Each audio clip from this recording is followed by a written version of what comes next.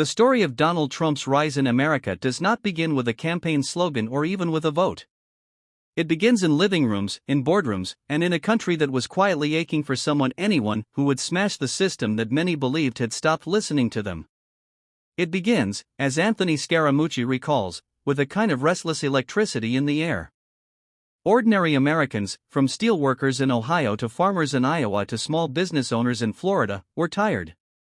Tired of polished politicians who spoke in rehearsed lines. Tired of promises that were broken before the ink dried.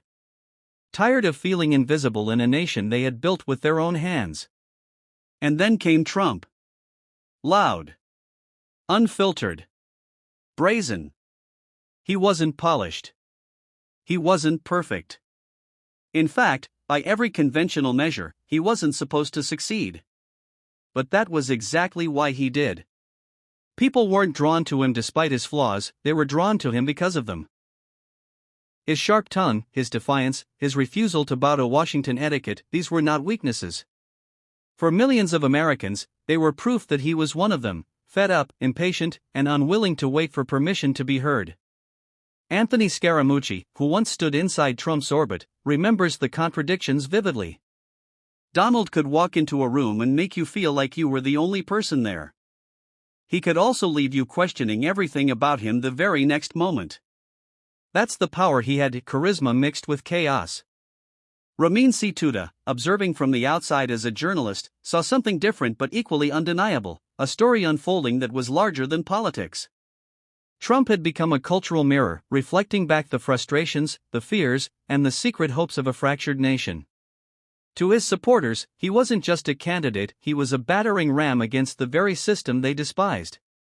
But taking over America wasn't easy. It was war.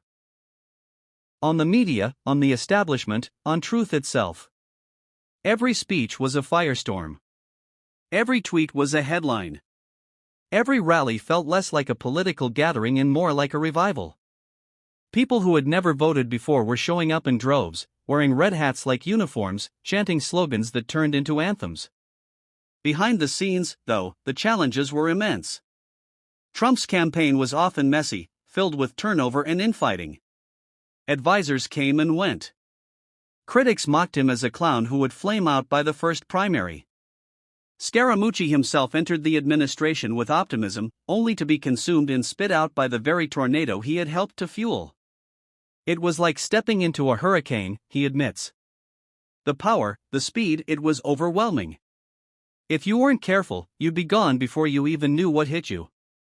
Yet Trump's appeal only grew. Every attack seemed to make him stronger. Every scandal, every late-night comedy skit, every condemnation from traditional politicians only deepened his bond with 𝗧𝘗.